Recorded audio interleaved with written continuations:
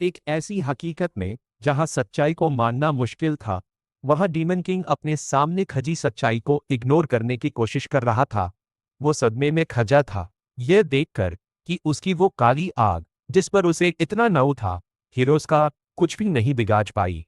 वो हैरानी से सोच रहा था कि आखिर हीरो की तलवार ने उसके सख्त स्केल्स को चीरकर सीधा उसके दिल तक जगह कैसे बना ली। उसे समझ नहीं आ रहा था कि यह सब कैसे हो रहा है, क्योंकि वो तो खुद को सबसे बेहतर समझता था। वही शख्स जिसने डीमन किंग अकेडमी में टॉप किया था और एक एग्जाम्पलरी स्टूडेंट बनकर ग्रेजुएट हुआ था, उसने उस डीमन किंग स्टैंडर्ड की बुझाई में अपनी पूरी जान लगा दी थी। वो बुनियादी थ्योरी जो पहले एम्परर ने बनाई थी, उसने एक एक रूल को पूरी शिद्दत से फॉलो किया था।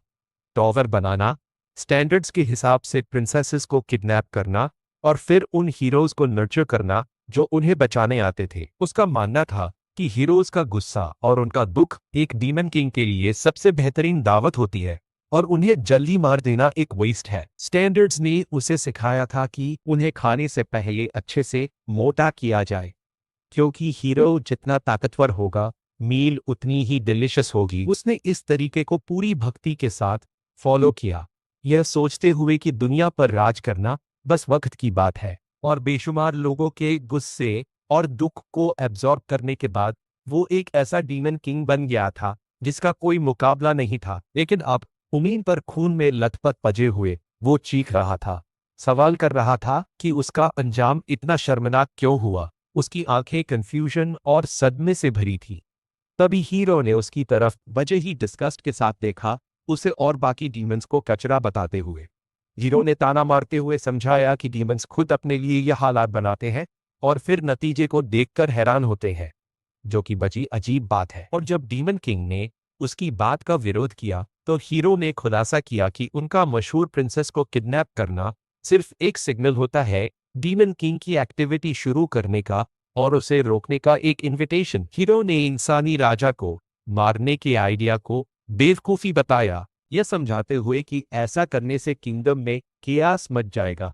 अगर राजा किडनैप हुआ तो गद्दी के लालची लोग आपस में सिविल वॉर शुरू कर देंगे और फिर इंसानों का गुस्सा डीमन किंग की तरफ नहीं जाएगा, जिसका मतलब है कि वो इवॉल्व नहीं हो पाएगा और ना ही उसकी ताकत झेगी, जो कि उन स्टैंडर्ड्स के बिल्कुल खिलाफ है जिन्हें वो इतना मानता है। हीरो ने मौत उजाते हुए और साथ ही शुक्रिया अदा करते हुए कहा कि अगर हीरोज टावर में नहीं जाते तो डीमंस खुद मॉन्स्टर्स को गांव में भेजते हैं, जिससे हीरोज को ट्रेनिंग में मदद मिलती है। लेकिन टावर में पहुंचना और भी बेहतर होता है, क्योंकि पहला फ्लोर हमेशा कमोरों से भरा होता है जो लेवल अप करने और स्किल्स को निखारने के लिए एकदम सही जगह है। डीमन किंग को पछतावे के साथ याद आया कि कैसे वो हीरोज को बीच में मारने से बचता था ताकि ज्यादा एनर्जी मिल सके, ये सोचकर कि स्टैंडर्ड्स यही कहते हैं। हीरो ने अपनी तलवार डीमन किंग के शरीर से खींची और वो दर्द से चीख पड़ा। और यहाँ हीरो ने उसे कड़वी सच्चाई बताई, जब टॉवर पुराना और बोरिंग हो जाता है तो वो बस डीमन किंग को मार देते हैं ताकि एक नया राजा आए और नया टॉवर बनाए, क्योंकि ये पूरी जगह हीरोज के लिए डिजाइन किया गया एक हंटिंग ग्राउंड है। बाकी हीरोज की हंसी गूंज उठी जब उन्होंने उसका मौका उजाया, उनका लेवल जाने में मदद करने लिए उसका शुक्रिया अदा किया और उसे डीमन किंग नहीं बल्कि उनका गॉडफादर कहा, जिसने उन्हें पाला पोसा। हीरोज अपने हारे हुए दुश्मन की बॉडी के पास खड़े होकर मिली हुई लूट पर अपनी खुशी जता रहे थे और ताना मारते हुए उसका शुक्रिया कर रहे थे कि उसने अपना लेवल जाने और ट्रेनिंग के लिए इतनी अच्छी जगह दी। डीमन किंग ने गॉडफादर शब्द को दोहराया। उस सदमे पर यकीन नहीं कर पा रहा था कि उसका महान टॉवर उनके लिए सिर्फ पॉइंट्स इकट्ठा करने का एक ट्रेनिंग ग्राउंड था। और बावजूद इसके कि हीरो ने उसकी ताकत को माना और यह भी कि कई हीरोज मारे गए थे, उसने उन बलिदानों को छोटा कर दिया, यह मानते हुए कि उन्होंने सिर्फ उसकी पर्सनल फेम झाई है। जब हीरो उसे अलविदा कह रहा था, उसे मारने की तैयारी में, तो डीमन किंग का गुस्सा उस बेइज्जती से भड़क उठा। वो जलती हुई जलन के साथ सोच रहा था, तो डीमन किंग स्टैंडर्ड्स का क्या फायदा। उसने इस शर्मनाक तरीके से मरने से इनकार कर दिया। उसने अपनी पूरी ताकत से चीखते हुए खुद को डीमन किंग डिक्लेयर किया, जबकि बहुत सारी एनर्जी उसके आसपास जमा होने लगी लेकिन इससे पहले कि वो कुछ कर पाता, हीरो ने इसका सिर काट दिया। और अपनी जिंदगी के आखिरी पलों में उसने देखा कि बाकी हीरोज उस पर हंस रहे थे और अपनी तेयू नौरों से उन्हें धमकी दी कि उन्हें इस बेइज्जती की भारी कीमत चुकानी पड़ेगी और उस बदले की कसम खाई। लेकिन हीरो उसके पास खजा था, अपने साथियों को सिर को नुकसान पहुंचाने से मना कर रहा था क्योंकि उसे उसके सिंग चाहिए थे। ये अचानक हीरो ने नोटिस किया कि उस बॉडी से अजीब चिंगारियां निकल रही हैं। जैसे ही डीमन किंग ने अपनी जिंदगी की आखिरी बूंद भी अपने मकसद के लिए कुर्बान करने का फैसला किया, हीरो को बहुत देर से एहसास हुआ कि कुछ खतरनाक होने वाला है। हीरो चीखा हीरो चीखा, अपने साथियों को तुरंत भागने का ऑर्डर दिया। डीमन किंग की बॉडी से एक खौफनाक एनर्जी निकली, जिससे एक बहुत बड़ा धमाका हुआ और सब कुछ उस धमाके और हीरोज की चीखों के बीच गायब हो गया। अपने आखिरी पलों में डीमन किंग को कड़वाहट से एहसास हुआ कि वो स्टैंडर्ड पूरी तरह गलत था और हीरोज उसका इस्तेमाल उनका मौका उजाने के लिए करते थे। उसने काश एक और मौका मांगा ताकि वो उस स्टैंडर्ड को इग्नोर कर सके और बदले में उसे गॉब्लिन्स को खिला सके। तभी एक आवाज ने पियर्स डास का नाम पुकारा, जिसने अंधेरे की खामोशी को चीर दिया, जिससे वो एकदम से जाग गया और अपनी आंखें खोली। उसने बहुत कंफ्यूजन में चारों तरफ देखा, यह समझने की कोशिश करते हुए कि क्या हो रहा है, और हैरानी से सोचा कि क्या वो अभी भी जिंदा है। आवाजें तेज हो गईं, उसे पोडियम की तरफ जल्दी पहुंचने को कह रही थी।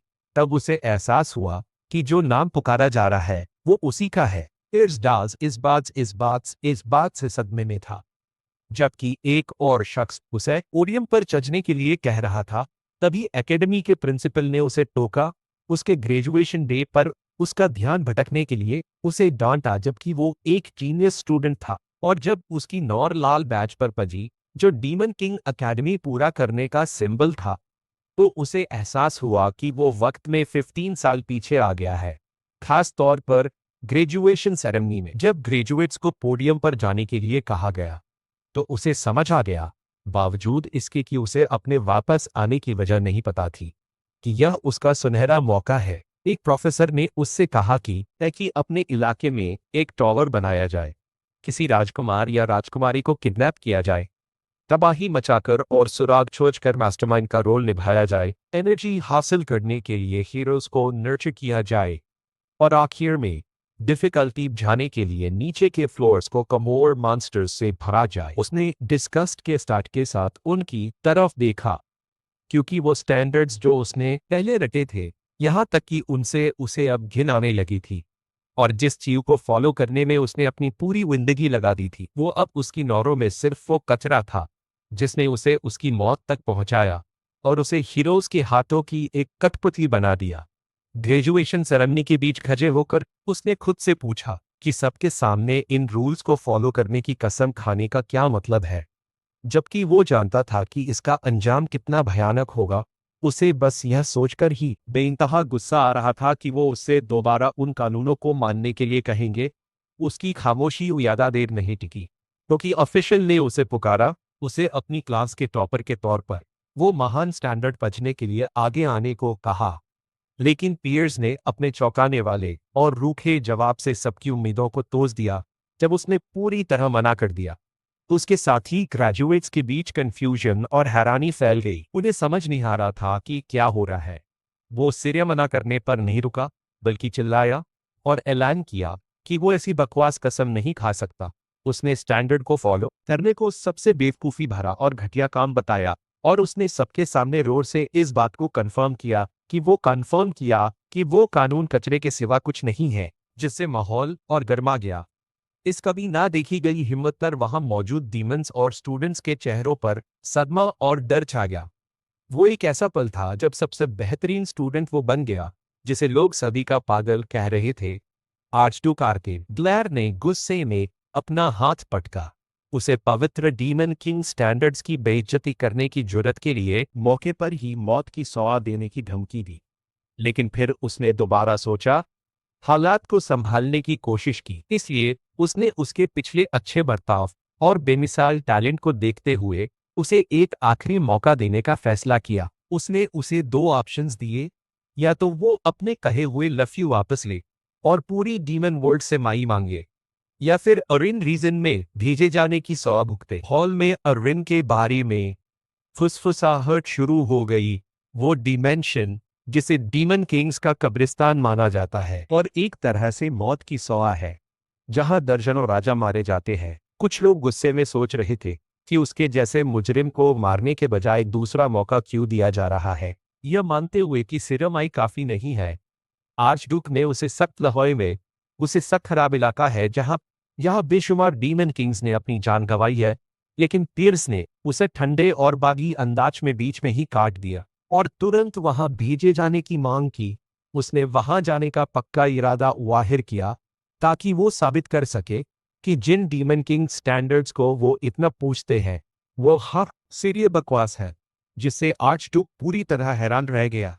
आर्चडुक का सब्र टूट गया और उसने चिल्लाते हुए पियर्स को डांटा, उसे होपलेस बताया और तुरंत उसे अरिन में उसके डिप्लॉयमेंट जोन के तौर पर भेजने का ऑर्डर जारी कर दिया। उसने उससे वो सारे प्रिविलेजेस छीन लिए जो आम तौर पर टॉप डीमन किंग्स को मिलते हैं और उसे किसी भी डीमन साथी से महरूम कर दिया, इस सख्त हुक्म के साथ कि जब तक वो जीत न जाए डीमन वर्ल्ड में वापस नहीं आ सकता। जैसे ही वो पोर्टल से नीचे गिर रहा था, उसने अपनी किस्मत को कबूल किया, इसे उस तबाही का एक एक्सपेक्टेड नतीजा मानते हुए जो उसने मचाई थी। उसे उन पलों में एहसास हुआ कि अरिन वही जगह है जहां वो हीरोज रहते हैं जिन्होंने उसकी पिछली जिंदगी में उसे मारा था। उसे याद आया कि वक्त में पीछे जाने से पहले भी उसने अपनी पहली जिंदगी में अरिन को ही चुना था, अपने घमंड की वजह से और यह सोचकर कि सबसे मुश्किल को जीतना चाहिए। उसने खुद से माना कि वो घमंड ही था जिसने पिछली बार उसकी जान ली थी, क्योंकि वहां मौजूद ढेर शी हीरोज ने स्टैंडर्ड्स पर उसके अंधे यकीन का फायदा उठाया था। आखिरकार वो सही सलामत लैंड हुआ।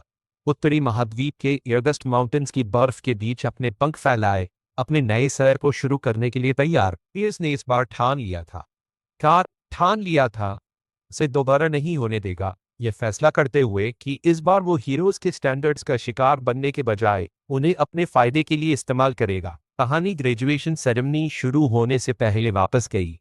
गॉर्डन डेरिक बहुत ध्यान से तैयार हो रहा था, अपने अपीयरेंस को संवार रहा था, क्योंकि वो डीमन अकेडमी का पहला सबसे बेस्ट ग्रेजुएट था।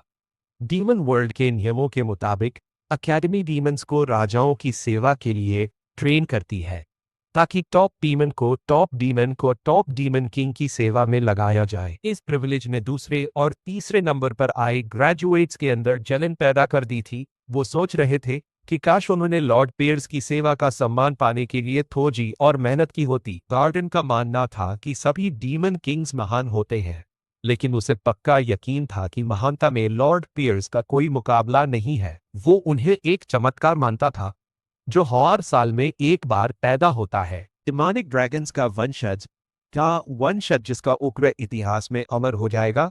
उनके साल ग्रेजुएट होने को वो एक बहुत बड़ी ब्लेसिंग मान रहा था।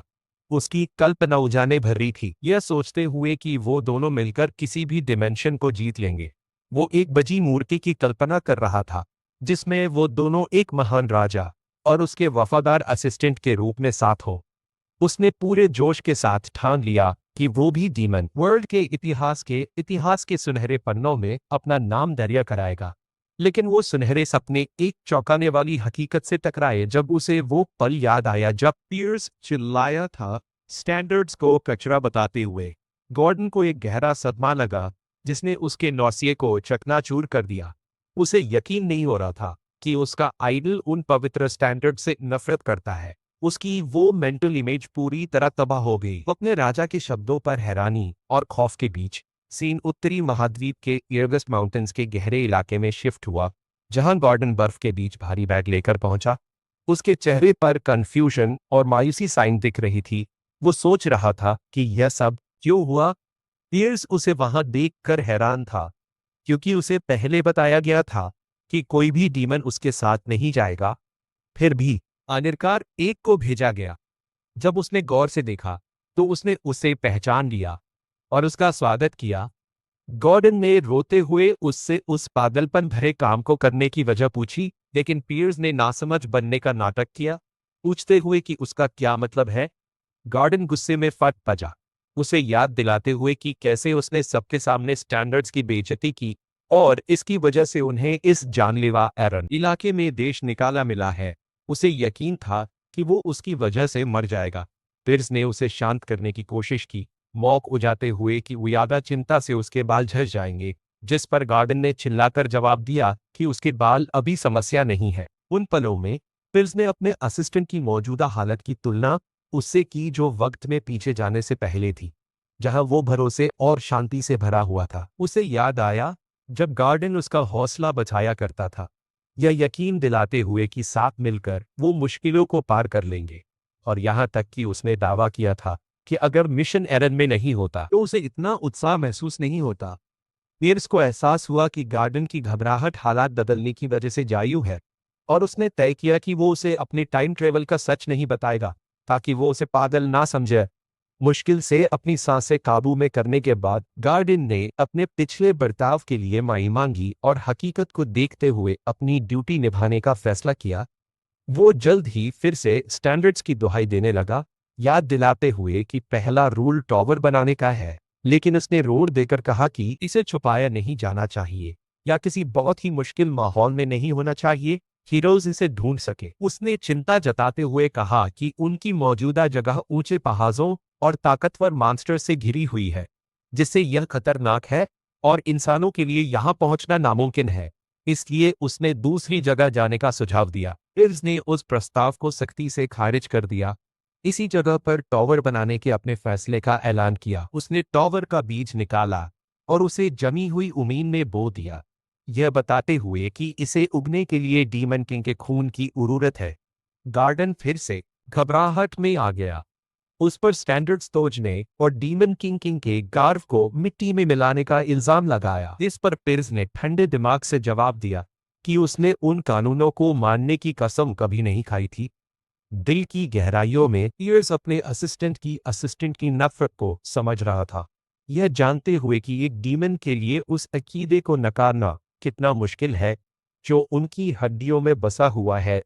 पियर्स ने खुद को समझाया कि स्टैंडर्ड्स को नकारना कितना मुश्किल है, यह मानते हुए कि जब तक कोई मौत या वैसी ही किसी बड़ी चीजों का सामना ना करे, वो उन्हें नकार नहीं सकता क्योंकि वो डीमंस के तौर पर उनकी बनावट का हिस्सा है। उसने अपने हाथ पर एक कट लगाया, गॉर्डन से कहा कि वो ध्यान से सुने और रोर देकर कहा कि डीमन किंग स्टैंडर्ड सिरी कचरा है, नास तौर पर उनके मौजूदा इलाके एरन के लिए। उसका खून टॉवर के बीज पर गिरा उसे एक्टिवेट करने के लिए, और बीज ने तुरंत जवाब दिया। एक लाल रोशनी छोड़ी और उनके सामने एक मैजिक सर्कल बना दिया। पियर्स ने समझाया कि इसकी वजह यह है कि एरन में हीरोज की तादाद बहुत ज्यादा है। जब टॉवर अपने user black flame demonic dragon clan के पियर्स डास के साथ आइडेंटिफिकेशन प्रोसेस पूरा कर रहा था और टॉवर असल में दिखाई देने लगा, पियर्स ने अपने फॉलोअर को कजवी सच्चाई बताई कि इंसानों ने बेशुमार टॉवर्स को तबाह करने के बाद ये समझ लिया है कि वो कैसे काम करते हैं, और उन्होंने डीमन किंग स्टैंडर्ड्स को उनके खिलाफ एक हथियार बना लिया है जो इस इलाके में राजाओं की लगातार मौत की हैरानी के सामने। पियर्स ने मौक उजाते हुए कहा कि उन्हें हीरो स्टैंडर्ड्स कहा जाना चाहिए। क्यों? वो अब डीमंस के काम नहीं आते। बर्फ के बीच उस विशाल टॉवर को समन करने का काम पूरा हुआ और वो दोनों उसके सामने खड़े होकर उसकी विशालता को देख रहे थे। पियर्स ने अपने इशारा किया, लेकिन पहला फ्लोर पूरी तरह खाली मिला। गार्डन ने अनसोस के साथ नोटिस किया कि एक नॉर्मल टॉवर में पेचीदा स्ट्रक्चर्स और मॉन्स्टर्स होने चाहिए, लेकिन यह टॉवर खाली है और इसमें कोई फीचर्स नहीं है, जैसे इसे किसी ऐसे डीमन किंग के लिए डिजाइन किया गया हो जिसके सारे हक छीन लिए गए हो। यह हालात 5वें फ्लोर तक जारी रहे, जहां राजा का कमरा था। गार्डन ने बने हुए टॉवर की हकीकत को स्वीकार कर लिया, लेकिन उसने स्टैंडर्ड्स के कम से कम दूसरे रूल को फॉलो करने की जरूरत पर जोर दिया। उसने पियर्स को उस रूल की याद दिलाई जो किसी राजकुमार या राजकुमारी को किडनैप करने को जरूरी बताता है, पर सिंहासन के करीब रहना बेहतर होता है ताकि ज्यादा डिमोनिक एनर्जी मिल सके। उसने सलाह देने की इजाजत मांगी तो राजा मान गया। फिर उसने एक नक्शा दिखाया जिसमें बताया गया कि कोरासन का किंगडम इर्गस्ट माउंटेन्स के सबसे करीब है।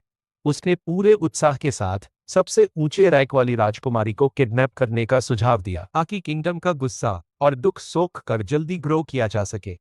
पिज ने उसे बीच में ही रोक दिया, गार्डन के शक के बावजूद किडनैपिंग के आइडिया से सहमत होते हुए, लेकिन उसने इशारा किया कि उसकी नौर एक नास राजकुमारी पर है।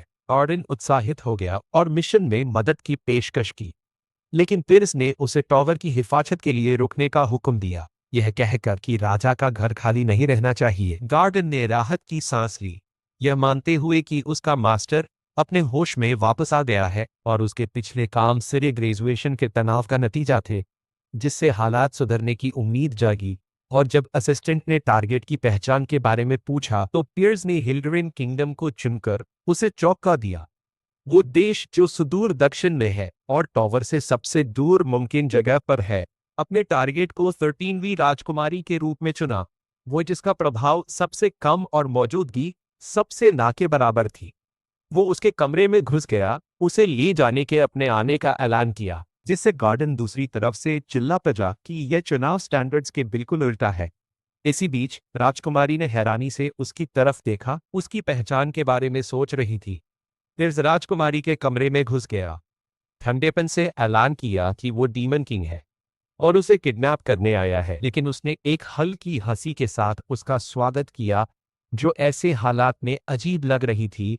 डरने के बजाय उसने बजी बेबाकी और चुनौती के साथ उससे पूछा कि क्या उसे संभाल पाने की अपनी काबिलियत पर भरोसा है, जिससे वो हैरान रह गया। पियर्स को उसका सवाल अजीब लगा, मन ही मन सोच रहा था कि क्या वो डीमन किंग्स को मौक समझती है, और उसने पूरे आत्मविश्वास के साथ जवाब दिया कि बेशक, एक डीमन किंग के तौर पर वो कर सकता है। यहाँ राजकुमारी ने उसे अपने तुरंत सरेंडर से चौंका दिया, यह कहते हुए कि वो उसे खुद को ले जाने देगी, जिससे उसे गहरा झटका लगा। फिर उसको उसकी संदिग्ध शांति पर शक हुआ और उससे पूछा कि वो क्या साजिश रच रही है, जिस पर उसने जवाब दिया कि एक राजकुमारी होने के नाते उसे हमेशा उम्मीद थी कि एक दिन ऐसा होगा। उसने उसे धोखा देने की कोशिश करने के खिलाफ चेतावनी दी, ये कंफर्म करते हुए कि वो नरमी नहीं बरतेगा और उसे अपने जाल में फंसाने नहीं देगा, क्योंकि वो भी एक डेस्परेट सिचुएशन में है। राजकुमारी ने किसी भी साजिश से इनकार किया, लॉजिक के साथ पूछा कि वो जाल कैसे बिछा सकती है जब उसे आज उसके आने का पता ही नहीं था। टिल्स ने मन ही मन उसके लॉजिक को सही माना, लेकिन बेचैनी की एक अजीब भावना को झटक नहीं सका। राजकुमारी ने उसे चलने का इशारा करके उसकी सोच को तोजा, अपना हाथ उसकी तरफ बढ़ाया और उसने उसे उठाया और वापस अपनी इर्गस्ट माउंटेन्स के टॉवर की तरफ चला। उसके पहुंचने पर गार्डन ने उत्सुकता और तनाव के साथ उसका स्वागत किया। भैया पियर्स ने राजकुमारी को जेल के बजाय चौथे फ्लोर के एक कोने में रखने का हुक्म दिया, यह तर्क देते हुए कि उसने कोई विरोध नहीं किया, इसलिए वो उसे थोड़ी रियायत दे रहा है। गार्डन मान गया। फिर उसने एक उरूरी मामले पर बात करने की गुजारिश की। सीन चौथे फ्लोर पर शिफ्ट हुआ, जहां राजकुमारी को अकेला छोड़ दिया गया था। वो ठंडे सख्त फर्श पर बैठी थी, खुद से फुसफुसाते हुए कि वो सच में किडनैप हो गई है। वो खाली कमरे को देखने लगी, ये नोट करते हुए कि वहां तकिए, कंबल और नौकर नहीं है, और उस जगह में सुंदर बगीचों और वो सारी लकीरें नहीं है जिसकी उसे आदत थी। इस सारी कमी के बावजूद वो एक रहस्यमयी मुस्कान के साथ बजबजाई कि हालात इतने भी बुरे नहीं थे। इसी बीच गार्डन ने अपने मास्टर को एक इनविटेशन दिखाया जो टावर ऑफ मॉन्स्टर से आया था। उसने समझाया कि यह नए डीमन किंग के लिए एक वेलकम पार्टी है, लेकिन पियर्स ने इस आइडिया का मौका उठाया, इसे उसे परेशान करने और उस पर धौंस जमाने की एक बेकार कोशिश माना।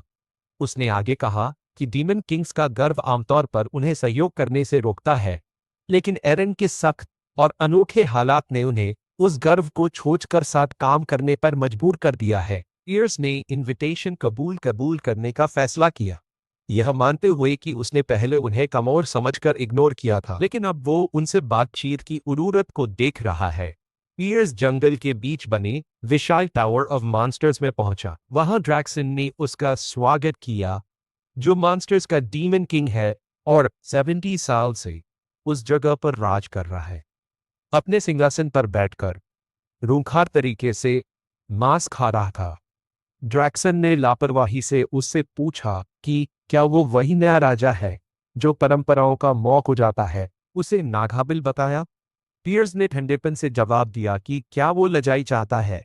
उसे इनविटेशन की वजह पूछने को कहा।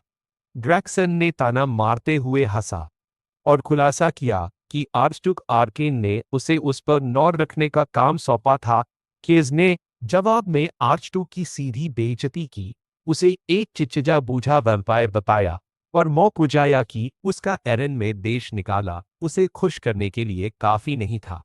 आर्चडुक को इस तरह संबोधित करने की गुस्ताखी पर ड्रैक्सन गुस्से में आ गया और एक अचानक उकसाने पियर्स की तरफ मांस का एक टुकड़ा फेंका। उसे उसे चाटने का हुक्म दिया। ड्रैक्सन ने धमकी दी कि अगर वो मांस के टुकड़े को चाट ले तो वो उसकी बदतमीजी माइंड कर देगा। लेकिन पियर्स ने उसकी धमकी को इग्नोर करते हुए एक सवाल किया कि क्या ड्रैक्सन सच में नहीं जानता कि वो यहाँ क्यों है। ड्रैक्सन ने घमंड से समझाया कि वो वजह जानता है, जो है पियर्स का पवित्र डीमन किंग परंपराओं का मौक उजाना। पियर्स ने उसे बीच में टोका और याद दिलाया कि वो परंपराएं उन्हें एक दूसरे को मारने से मना करती हैं। फिर उसने अपना पैर उमीन पर पटका, जिससे टक्कर की ताकत से उमीन में दरारें आ गईं।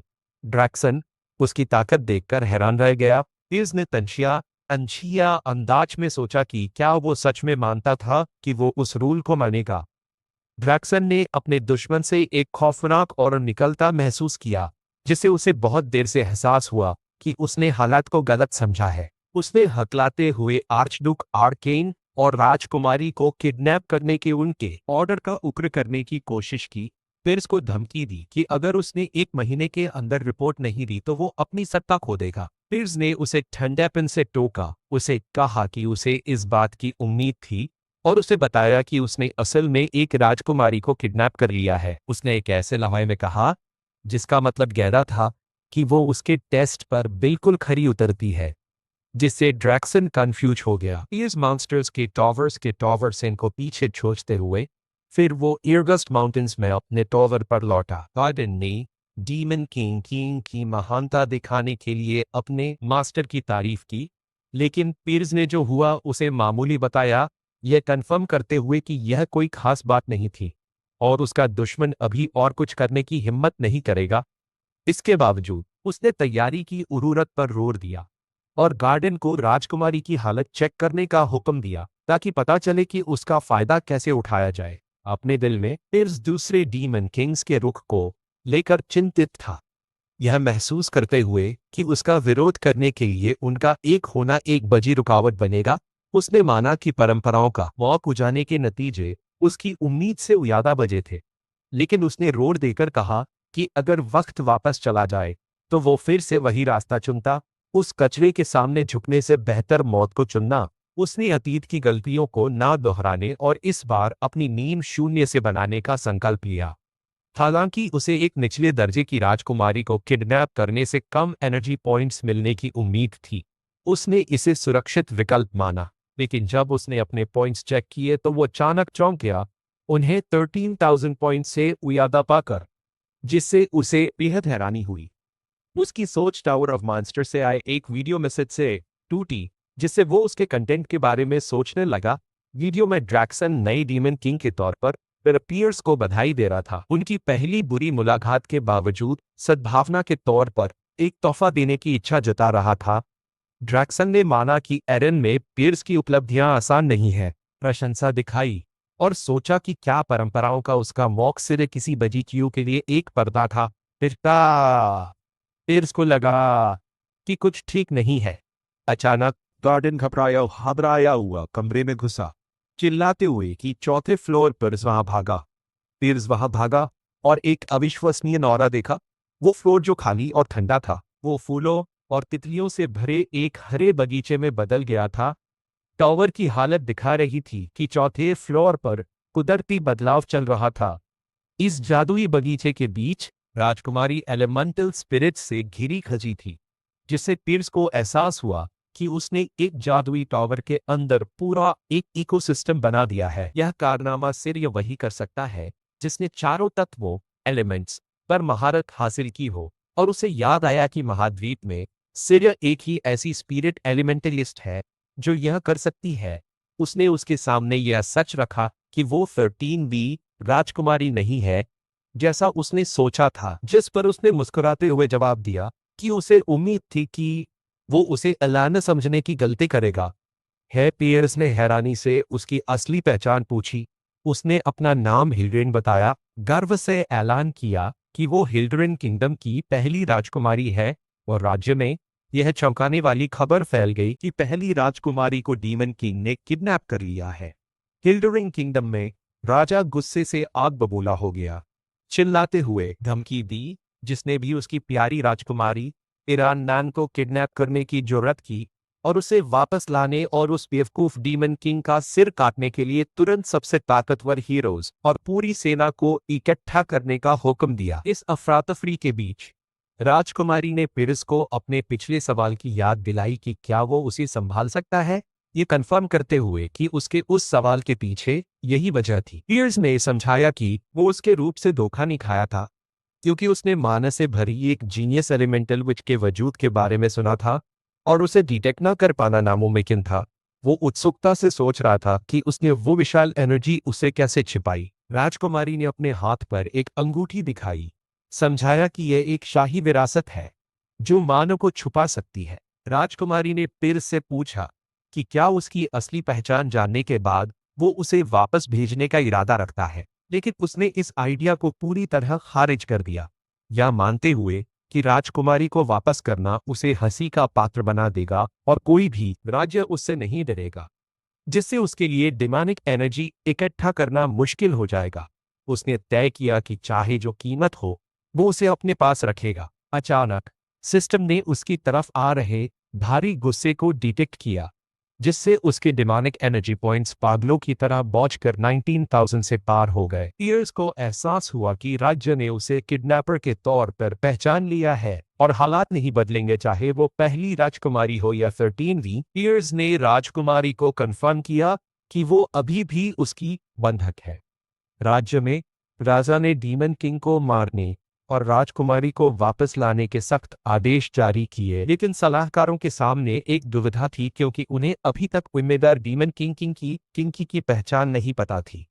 रिकॉनेसेंस पेट्रोल्स भेजे और राजा से इंतजार करने को कहा। राजा उनके मुंह पर गुस्से से फट पड़ा, उन्हें कुछ न करने के लिए डांटा, जबकि उसकी बेटी किडनैप हो गई थी, और उन्हें अपराधी को ढूंढने में जल्दी करने का हुक्म दिया। सलाहकारों में से एक ने राजा को पड़ोसी देश के राजकुमार के डीमन किंग ऑफ लस्ट द्वारा हाल ही में हुए किडनैपिंग की याद दिलाई और कैसे उसने सबका गुस्सा अपने ऊपर ले लिया था और हीरोज के हाथों मारा गया था। वो हैरानी में सोच रहा था कि उस जीते जागते एक और डीमन किंग के सामने आने की क्या वजह है जिसने उसकी राजकुमारी को किडनैप करने की जरूरत की। इस मामले को बेहद अजीब मानते हुए बाकी सलाहकारों को एहसास हुआ कि वाकई कुछ अजीब है। राजा ने निष्कर्ष निकाला कि एक नए डीमन किंग की ओर इशारा करती है।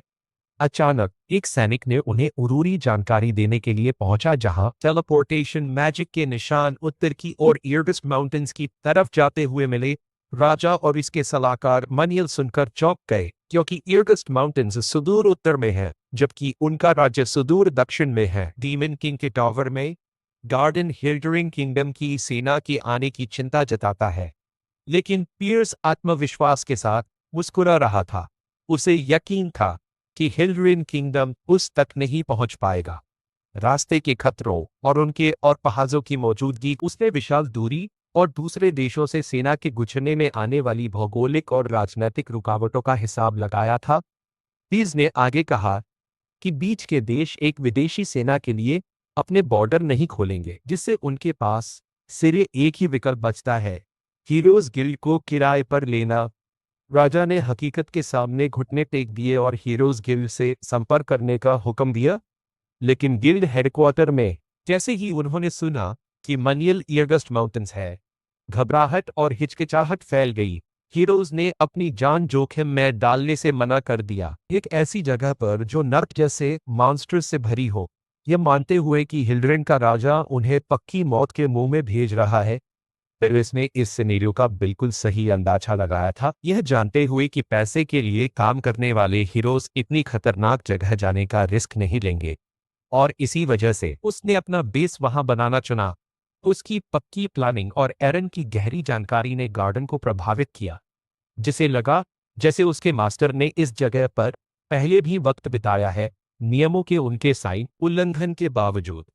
राज्य में राजा किसी भी हीरो के मिशन के लिए आगे ना आने पर बेहद हैरानी और गुस्से में चिल्लाया, सोचते हुए कि हीरो कहलाने की हिम्मत कैसे करते हैं, जबकि वो राजकुमारी को बचाने में नाकाम रहे।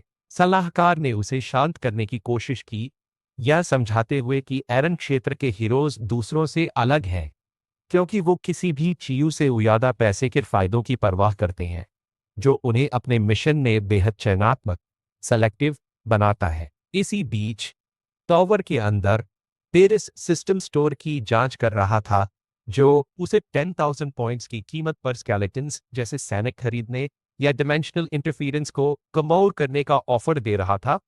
यह महसूस करते हुए कि एक उपयुक्त सेना बनाने में बहुत लंबा समय और भारी संसाधन लगेंगे, वो अपने सिंहासन पर बैठा गंभीरता से सोच रहा था, क्योंकि उसे एहसास था कि उसकी मौजूदा डिमोनिक एनर्जी हीरोल की पूरी सेना का सामना करने के लिए बिल्कुल नाकाफी है।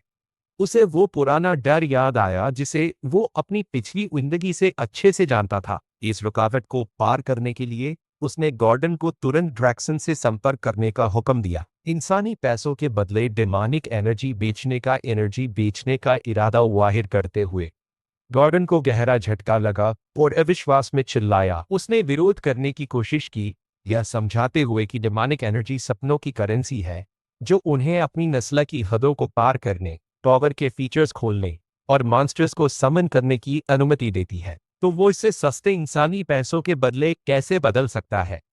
पियर्स ने अपने फैसले को सही ठहराया कि उसे भरोसा था ड्रैक्सन एक बड़ी रकम देगा, और इस पैसे के बिना वो अपनी मौजूदा एनर्जी के साथ हीरोज को नहीं रोक पाएगा।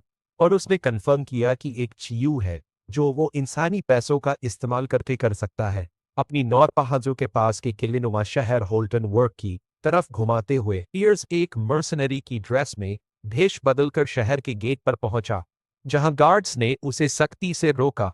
अकेले ईयरगस्ट माउंटेन्स आने वाले मर्सनरी के पागलपन की निंदा करते हुए बहस करने के बजाय उसने उनकी तरफ एक सोने का सिक्का फेंका, जिससे वो अपनी जगह पर जम गए। उसने उन्हें आंख मारी, रकम को आपस में बांटने का इशारा किया, जिससे उन्होंने तुरंत उसके लिए रास्ता खोल दिया। वो शहर में दाखिल हुआ और जगह की डिटेल्स न पता होने की वजह से एक गाइड ढूंढने का फैसला किया। Scene Crimson Falcon Mercenary Guild के हेडक्वार्टर में शिफ्ट हुआ, जहां मेंबर्स आराम से शराब पी रहे थे, और उनमें से एक ने जल्दी निकलने का सुझाव दिया, लेकिन लीडर ने इस आइडिया को खारिज कर दिया। उस जगह को आदर्श मानते हुए लीडर ने उनकी फिलॉसफी समझाई, जो सैनिकों को मॉन्स्टर से लड़ने देने पर आधारित है, जबकि वो खुद जन की लूट इकट्ठा करके संतुष्ट रहते हैं, यह सोचते हुए कि इससे बेहतर और क्या हो सकता है। बातचीत पहाड़ों में नए डीमन किंग की अफवाहों पर हुई, जहां उनमें से एक ने उसका मौक उठाया, इसे झूठी खबर बताया, क्योंकि डीमन किंग्स आमतौर पर अपने टॉवर ऐसी जगहों पर बनाते हैं जहां हीरोज आसानी से पहुंच सके। उन्होंने हिल्ड्रिंग की राजकुमारी के किडनैप होने की खबर का मौक उजाना जारी रखा, इस आइडिया को खारिज करते हुए कि कोई डीमन किंग एक राजकुमारी को किडनैप करने के लिए पूरा महाद्वीप पार करेगा। उनमें से एक ने इशारा किया कि हीरोज गिल्ड ने मनियल सुनते ही मिशन से मना कर दिया। उन्होंने आखिर में निष्कर्ष निकाला कि पूरा मामला सिर्फ एक नाटक और ज्यादा पैसे वसूलने की चाल है। लीडर उनकी राय से सहमत था, यह मानते हुए कि जब पैसे की बात आती है तो ये लोग पागल हो जाते हैं। अचानक पियर्स लीडर के पीछे दिखाई दिया। अब उसे उनके बर्ताव की वजह समझ आई। सम मर्सनरीज उसके अचानक उनके बीच आने से डर कर उछल पड़े, उसकी पहचान के बारे में सोचने लगे, और यह नोट करते हुए कि वो मामलों के बारे में काफी जानकारी रखते हैं, जो उन्हें उसके लिए आदर्श गाइड बनाता है, और हुक्म दिया कि सिर्फ एक रुके जबकि बाकी चले जाएं। मर्सनरीज ने उसे घुसपैठिया मानते हुए उस पर हमला कर दिया और कसम खाई कि वो जिंदा नहीं जाएगा। एक हिंसक लड़ाई छिड़ गई, लेकिन पियर्स ने बेहतरीन स्किल के साथ उनका मुकाबला किया और ऊपर दस्तवार किए। उनमें से एक ने पीछे से उस पर हमला करने की कोशिश की, लेकिन पीर्स ने अद्भुत रफ्तार से हमले को रोक दिया। दुश्मन चौंक गया जब पीर्स ने उसके हथौजे को इतनी आसानी से पकड़ लिया। अंत में उसने खुद को क्रॉसबोस ताने हुए मर्सनरी से घिरा पाया। पीर्स लचता रहा और विशाल दुश्मन को दूसरे मर्सनरीज की तरफ फेंक दिया। मर्सनरी लीडर डर गया और पीर्स को मॉन्स्टर बताया जब उसने उसके साथियों को पूरी आसानी से नत्मा कर दिया। कम मर्सनरी बिल्डिंग के बाहर उनमें से एक ने मायूसी में पूछा कि वो लजरा क्यों जारी रखते हैं, और दूसरा हैरान था कि इतनी लजाई से उन्हें थकान क्यों महसूस हुई। बाकी मर्सनरीज को नत्मा करने के बाद पीर्स उनके लीडर के पास पहुंचा। वो धीरे से उसके पास गया और अंधेरे में चमकती आंखों के साथ उसे भरोसा दिलाया कि अगर उसने उसके सवालों का जवाब दिया तो वो उसे जिंदा रखेगा। मर्सनरी लीडर, जो उसके नीचे लेटा हुआ था, डर से कांप रहा था और उसने जल्दी से हामी भरी रहम की भीख मांगते हुए पीर्स ने उनसे उनसे स्लेव मार्केट की जगह के बारे में पूछा। लीडर उसे एक विशाल महल में ले गया। पीर्स ने देखा कि मार्केट में सिर्फ इंसानी गुलाम बिकते हैं। लीडर ने हिचकिचाते हुए उससे पूछा कि क्या उसे यह पसंद नहीं आया, जिस पर पीर्स ने उससे पूछा कि क्या कोई और नायाब रेर रेर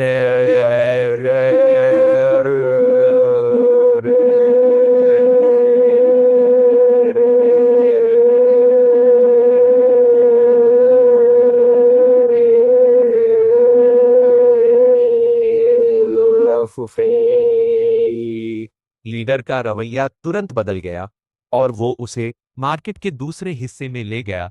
रास्ते में पीर्स ने खुद से सोचा कि अपने मर्सनरी साथियों के साथ जो हुआ उसे देखने के बाद लीडर इतना शांत कैसे रह सकता है। कजवाहट से यह निष्कर्ष निकालते हुए कि इंसानों और डीमंस में कोई फर्क नहीं है, पहले को पैसे की भूख है और दूसरे को एनर्जी की। वो अंडरग्राउंड तहखानों में पहुंचे जहां लीडर ने रास्ते की तरफ इशारा किया। बीयर्स को याद आया जब गार्डन ने उससे पूछा था कि वो इंसानी पैसों का क्या करने का इरादा रखता है, तो पीर्स ने उसे जवाब दिया था कि वो गुलाम खरीदेगा। उसने अपना लक्ष्य सटीक रूप से तय किया कि वो दूसरी नस्लें जिन्हें इंसानों ने पगजा है। उसने समझाया कि वो नास तौर पर एक ऐसे एल्फ को ढूंढ रहा है जो अपनी ईमानदारी के लिए जाना जाता है, ताकि वो उसे एक जासूस के तौर पर इस्तेमाल कर सके और हीरोज के बीच तबाही मचा सके। इसी बीच हीरो हेलन कारगिल राज्य में पहुंचा, जहां राजा ने उसका गर्मजोशी से स्वागत किया। हीरो हीरो पर अपना भरोसा जताते हुए कि वो मिशन कबूल करेगा, हाईलैंड ने अपनी मनोरी की पुष्टि की। राजकुमारी को बचाने और न्याय के नाम पर डीमन किंग का सिर लाने का संकल्प लिया। वापस स्लेव मार्केट में व्यापारी ने पीर्स से पूछा कि उसे किस तरह के गुलाम चाहिए। तो पीर्स ने एक कैद एल्फ की तरफ इशारा किया और कहा कि वो उसे खरीदेगा, यह इशारा करते हुए कि मर्सनरी कीमत चुकाएगा। लेकिन पीर्स ने उसे एक खौफनाक नौरों से देखा, जिससे वो तुरंत पीछे हट गया और हकलाते हुए मान गया। पीर्स ने अपने साथियों को कमरे से बाहर जाने को कहा क्योंकि वो कुछ चेक करना चाहता था, लेकिन व्यापारी ने उसे चेतावनी दी कि एल्फ बेकाबू हो सकता है। लेकिन पीर्स ने उसे भरोसा दिलाया कि अगर कोई नुकसान हुआ तो वो कीमत चुकाएगा। ने उंजीरों में जगजे एल्फ को देखा, यह नोटिस करते हुए कि कैसे इंसानों ने इस शानदार जीव को एक दयनीय गुलाम बना दिया।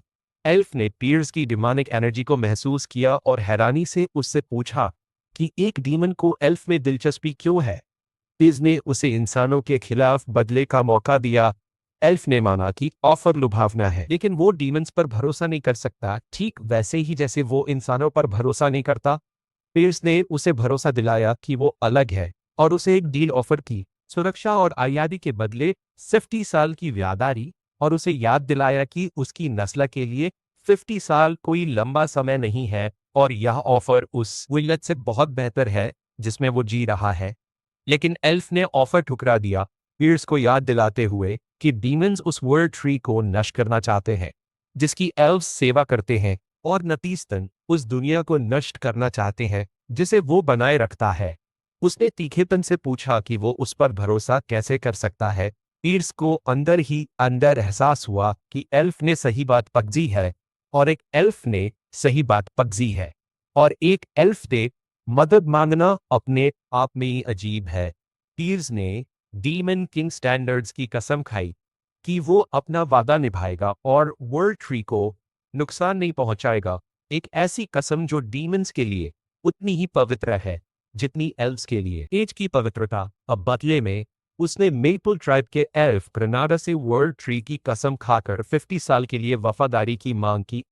ग्रेनाडा इस अजीब डीमन के बर्ताव से हैरान था, लेकिन इस शर्त पर मान गया कि वो उस डीमन किंग को देखेगा जिसने पियर्स को भेजा है। यहाँ पियर्स ने अपनी असली पहचान डीमन किंग के रूप में बताकर उसे चौंका दिया।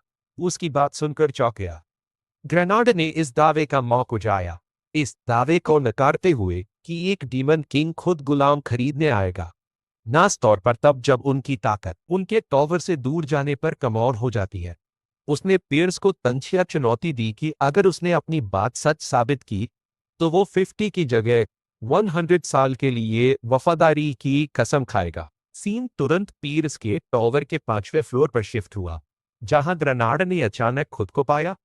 पियर्स ने उसे 100 साल के वादे की याद दिलाई, जिससे ग्रेनाडा को एहसास हुआ कि वो एक असली डीमन किंग के सामने है। ग्रेनाडा ने टॉवर के खालीपन की शिकायत करना शुरू कर दिया, यह बताते हुए कि तीसरे फ्लोर तक कुछ भी नहीं है। उसकी नाराजगी तब और बच गई जब उसने देखा कि चौथे फ्लोर पर बिना किसी मॉन्स्टर के सिर्फ कुदरत थी। देखते ही है कि पियर्स इतने खंडर टॉवर के साथ हीरोज को रोकने का क्या प्लान बना रहा है। उसने उसे यकीन दिलाया कि इस रनपार से वो हीरोज के उसे चीरने से पहले 1 साल भी नहीं टिक पाएगा। ऐसी जगह पर काम करने से मना कर दिया। पियर्स ने अपनी कच्ची डिमोनिक एनर्जी के भारी दबाव के साथ जवाब दिया। एल्फ को उनके बीच हुए कॉन्ट्रैक्ट की याद दिलाते हुए ग्रेनाडा ने उस भारी ताकत से अत्यधिक डर महसूस किया। यकीन हो गया कि वो एक असली डीमन की मौजूदगी में है। धीरे धीरे उसे एक खौफनाक सच का एहसास हुआ। टॉवर अपने खालीपन के बावजूद डिजास्टर लेवल के मॉन्स्टर से भरे आयरिस्ट माउंटेन्स में स्थित है। फिर भी आते वक्त किसी मॉन्स्टर ने उन पर हमला नहीं किया। मतलब वो मॉन्स्टर्स इस डीमन किंग से डरते हैं। ग्रेनाडा ने हकीकत के सामने सिर झुकाया और महान वर्ल्ड ट्री के नाम पर वफादारी की कसम खाई, 100 साल की सेवा का वचन दिया। दिल ही दिल में उसे उम्मीद थी कि वो किसी बुरी योजना के उरिये अपना बदला ले पाएगा जो राजा उसे सौंपेगा। लेकिन पियर्स ने अपनी पहली मांग से उसे चौंका दिया और उससे अपने लिए खाना तैयार करने को कहा। एल्फ हक्का बक्का खजा रहा, बात को समझ नहीं पा रहा था। किचन में सब्जियां काटते हुए वो उलझन में सोच रहा था कि वो किसी बुरी साजिश में हिस्सा लेने के बजाय यह घर का काम क्यों कर रहा है। राजकुमारी एरन भी उसके साथ शामिल हो गई और उत्साह के साथ मदद की पेशकश की, जिससे एल्फ की इस जगह पर क्या हो रहा है इस बारे में उलझन और बच गई। सब 5वें फ्लोर पर डाइनिंग रूम में गए, जहां वो एक भरे पूरे टेबल के चारों तरफ बैठे। ग्रेनाड ने अपने मास्टर से हिचकिचाते हुए लड़की की पहचान के बारे में पूछा, तो पियर्स ने उसे बताया कि वो पहली राजकुमारी हिल्डरिन है। ग्रेनाड को एक और झटका लगा। वो क्राउन प्रिंसेस को किडनैप करने के लिए अपने मास्टर के चेहरे पर पागलों की तरह चिल्लाया। वो फिर से आने वाले हीरो हमले के खिलाफ खाली टॉवर की उपयोगिता पर सवाल उठाने लगा, लेकिन पियर्स ने परवाह नहीं की और उसे बैठने और खाने का हुक्म दिया, यह समझाते हुए कि उसे खरीदने की असली वजह यही है, उसकी कुकिंग स्किल बेहतरीन है। राजकुमारी भी मुस्कुराते हुए बैठ गई, जबकि एल्फ इस अजीबोगरीब स्थिति में पूरी तरह से उलझन में डूबा हुआ था। आखिर में एल्फ ने सोचा कि क्या पियर्स का इरादा उसे चौथे फ्लोर पर हीरो से लजवाने का है, लेकिन पियर्स ने इससे इनकार किया, ये कंफर्म करते हुए कि अगर हीरोज वहां पहुंच गए तो खेल पहले ही नत्म हो चुका होगा, क्योंकि वो इरेजस माउंटेन्स को पार कर चुके होंगे। पियर्स ने ग्रेनाड को उसे जासूस बनाने का अपना इरादा बताया, जो उसकी तरफ से इंसानी दुनिया में अशांति फैलाएगा, लेकिन उससे पहले कुछ और करने की जरूरत बताई। उसने एल्फ की स्किल्स को टेस्ट करने की अपनी जरूरत समझाई, जिससे ग्रेनाड खुद हैरानी में सोच रहा था कि अपने टॉवर के अंदर एक डीमन किंग को कैसे हराया जाए। पियर्स ने मुकाबले के लिए शर्तें रखी, एक हाथ से लजना और डिमोनिक एनर्जी का इस्तेमाल न करना। बदले में अगर एल्फ जीता तो कॉन्ट्रैक्ट की अवधि 50 साल कम कर दी जाएगी। ग्रेनाड ने उत्साह के साथ चुनौती स्वीकार की। इस द्वंद्व में अपना सब कुछ झोंकने का संकल्प लिया। भिजन तेयु और अचानक हरकतों के साथ शुरू हुई।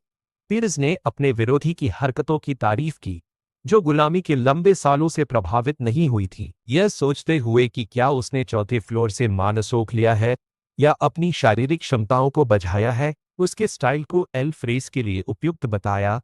ग्रनाडा ने एक शक्तिशाली जादुई हमले के साथ जवाब दिया, यह कन्फर्म करते हुए कि उसकी क्षमताएं एक सामान्य एल्फ से ज्यादा है, और पिर्स को जगह में विरोधी चुनने की गलती के खिलाफ चेतावनी दी। एल्फ जादुई पौधों की जजों से पिर्स के पैर को बांधने में कामयाब रहा।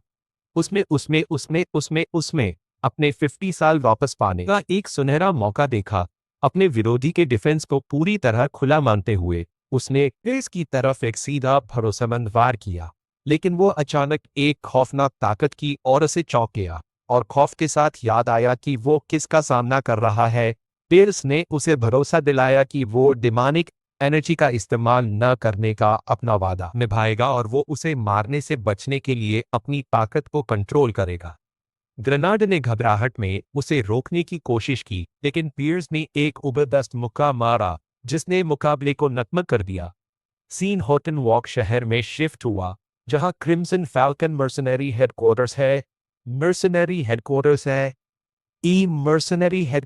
है। गर्मजोशी से स्वागत किया, उससे दोबारा मिलकर सम्मानित महसूस किया। उसने 1 साल के लिए उनकी सेवाएं किराए पर लेने का ऑफर दिया, तो लीडर ने तुरंत बजट के बारे में पूछते हुए सहमति दे दी, जबकि एक मेंबर अपने लीडर के उस शख्स की चापलूसी करने पर नाराजगी से बजबजा रहा था जिसने उन्हें पीटा था। पीस ने डाउन पेमेंट के तौर पर सोने से भरा एक भारी बैग फेंका। मर्सनरीज ने उसके प्रति अपनी हमेशा की वफादारी का ऐलान किया, वफादारी को अपनी खासियत बताया, जबकि उनका लीडर भविष्य में उन्हें दूसरी टीम से बदलने के बारे में गंभीरता से सोच रहा था। उसने उन्हें अपने साथ आए आदमी को अपनी टीम में शामिल करने का हुक्म दिया, ये समझाते हुए कि अब से वो उसके आदेश उन तक पहुंचाएगा, जिससे पहले तो मर्सनरीज में हिचकिचाहट हुई। ग्रेनाडा आगे बढ़ा और अपना परिचय दिया।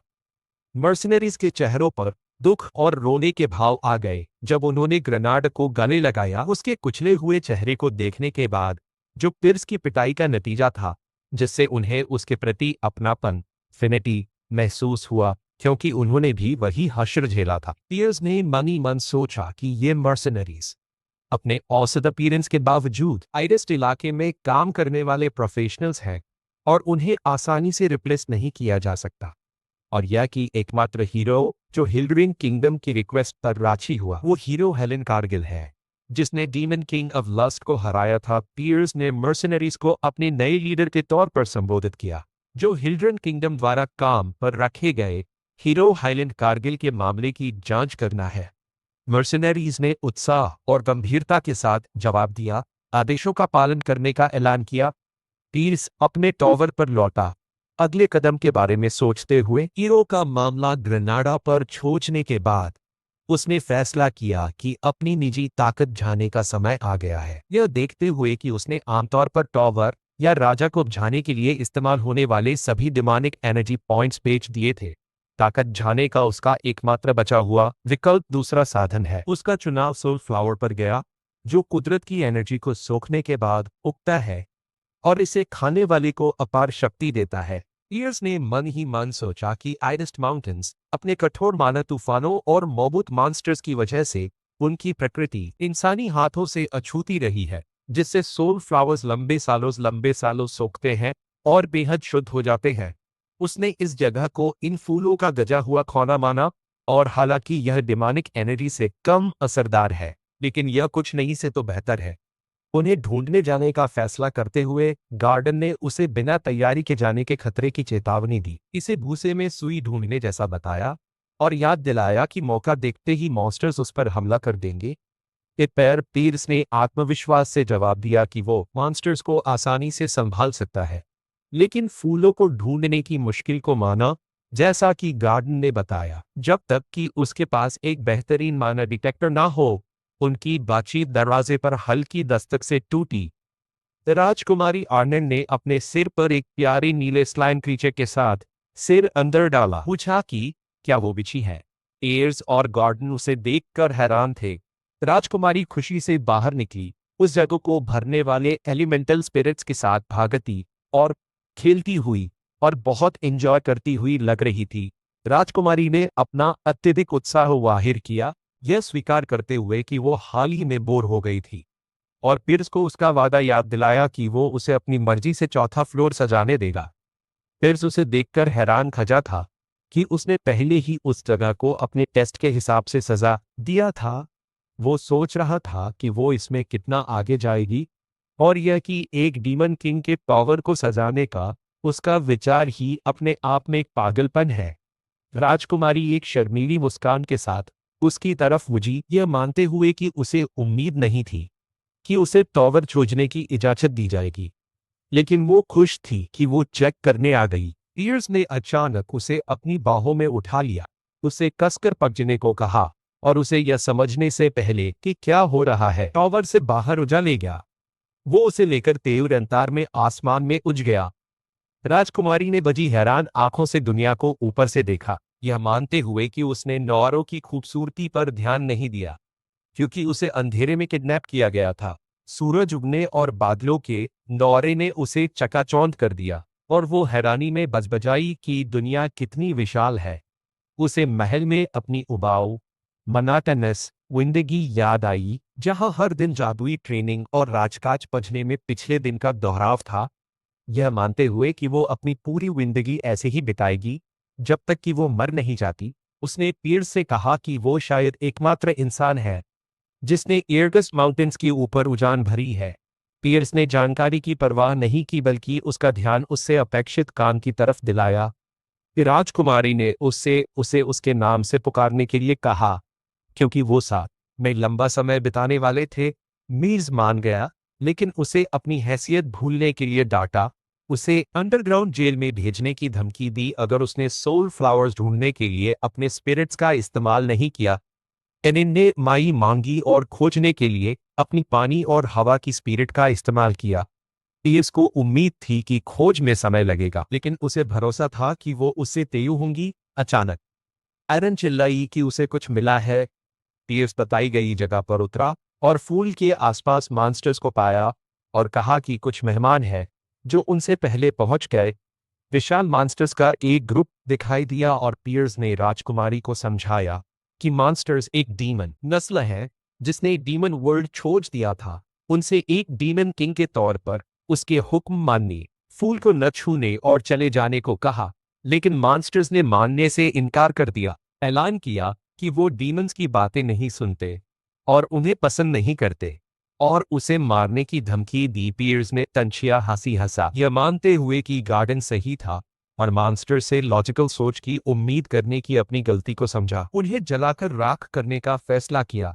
मॉन्स्टर्स ने रूखार तरीके से हमला किया, मारने और जिसे वो अपना मानते थे उसकी रक्षा करने के इरादे से चिल्लाते हुए। दर्द और जल्दी की चीखों के बीच लड़ाई शुरू हुई। मॉन्स्टर्स ने गुस्से में चिल्लाते हुए पियर्स पर हमला किया, लेकिन पियर्स ने जो भी उसके रास्ते में आया उसे जला दिया। मॉन्स्टर्स में से एक ने सबसे कमजोर को मारने का आदेश दिया। एरन की तरफ इशारा करते हुए मॉन्स्टर्स पूरी ताकत के साथ उसकी तरफ लपके, लेकिन पियर्स ने उनकी तरफ जलती हुई लपटें छोड़ी, उन सबको नत्म कर दिया।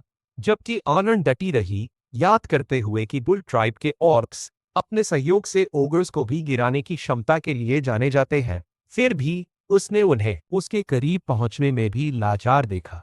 पियर्स ने विशाल डिमोनिक एनर्जी छोड़ी, जिससे उसकी विनाशकारी शक्ति का एहसास हुआ। एक पल में नौरा पूरी तबाही में बदल गया, जहां पियर्स लाशों के बीच अकेला खजा था।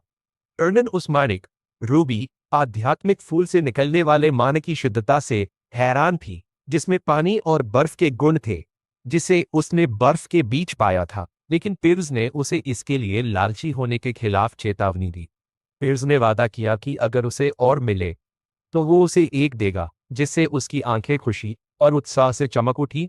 और उसने तंचिया कमेंट किया कि इंसान सिर्फ नाम से ही उत्साहित होते हैं, लेकिन बदकिस्मती से नैन को अपनी कजी खोज और थकान के बावजूद कोई दूसरा फूल नहीं मिला। वो पियर्स के टॉवर पर वापस आए, जहां पियर्स ने एरन के बारे में सोचा और यह कि वो हिल्डरिन की पहली राजकुमारी है। और पियर्स बजबजाया कि उसने पहले सोचा था कि ये एक गलती थी। पियर्स को एहसास हुआ कि वो उसकी उम्मीद से ज्यादा काम की हो सकती है। गार्डन ने पियर्स को बताया कि उसे ग्रेनाडा से एक अचानक और तेयू कॉल आया कि हाँ, ग्रेनाडा ने उसे बताया कि हीरो हाईलैंड कारगिल और 32 अन्य हीरोज ने राजधानी छोड़ दी है, लेकिन वो इर्गस माउंटेन्स की तरफ नहीं आ रहे हैं। उसने समझाया कि वो क्लासिक हीरो पाथ को फॉलो करेंगे, एक टीम बनाएंगे, फिर गांव वालों के क्वेस्ट के लिए ग्रो करेंगे और सैर के दौरान अपनी ताकत झाएंगे। गार्डन ने हीरो के सैर के लिए वैकल्पिक प्लान पेश किए। पियर्स से उन्हें ध्यान से बचने को कहा, लेकिन पियर्स ने उन प्लान्स को एक तरफ फेंककर गार्डन को चौंका दिया, जिससे उसकी हैरानी बच गई। पियर्स ने हीरोज के सैर में बाधा डालने के लिए कोई मॉन्स्टर या रुकावट ना भेजने के अपने चौंकाने वाले फैसले का ऐलान किया। इस बार उसने तर्क दिया कि अधूरी रुकावटें हीरोज को मजबूत बनाने के अलावा कुछ नहीं करती, और गार्डन को यह संदेश ग्रेनाडा तक पहुंचाने और हीरोज का भरोसा जीतने के लिए मर्सनरीज के साथ उनके साथ जाने का हुक्म दिया। गार्डन ने कमिट किया कि उसका मास्टर हमेशा की तरह पारंपरिक स्टैंडर्ड्स को फॉलो नहीं करता, और चिंता से सोचा कि उनके मौजूदा टावर के साथ हीरोज को कैसे रोका जाए। पियर्स ने उसे भरोसा दिलाया कि वो टावर को मजबूत करेगा, लेकिन एक बौने ड्वार्फ का इस्तेमाल करके। गार्डन ने कजा ऐतराज किया, यह मानते हुए कि एक बौने की मौजूदगी एक इंसान और एक एल्फ के साथ टावर में उन्हें हंसी का पात्र बना देगी। पियर्स ने अपने फॉलोअर की बजबजाहट का पियर्स ने समझाया कि उसका इरादा खुद बौने पर भरोसा करने का नहीं है, बल्कि बौनों द्वारा बनाए गए जादुई औजारों पर है। उसने अपना शैतानी आइडिया समझाया। चूंकि हीरोज डीमन किंग स्टैंडर्ड्स के आदी हैं, वो पहले फ्लोर पर कमोर मॉन्स्टर्स की उम्मीद करेंगे, लेकिन वो दर्जनों तोपों कैनन्स से हैरान रह जाएंगे। गार्डन को एहसास हुआ कि हीरोज इसके लिए तैयार नहीं होंगे। गार्डन ने मायूसी में अपना सिर हिलाया, यह मानते हुए कि यह प्लान जाने पहचाने स्टैंडर्ड से बहुत दूर भटक गया है। गार्डन घबराहट में चिल्लाया, एक और किडनैपिंग की ओर इशारा करते हुए जो अभी अभी हुई थी। सीन वुल्फनर शहर में शिफ्ट हुआ, जो बोनो का अंडरग्राउंड शहर है। वहां लोगा फ्रीड्रिक, जो बोनो में सबसे बेहतरीन लोहार ब्लैकस्मिथ था, अपने काम को कुशलता से कर रहा था। लुगर बेपरवाह लग रहा था, इस बात से अनजान कि वो उस बागी डीमन किंग का अगला निशाना बन गया है, जो किडनैप करने की योजना बना रहा है।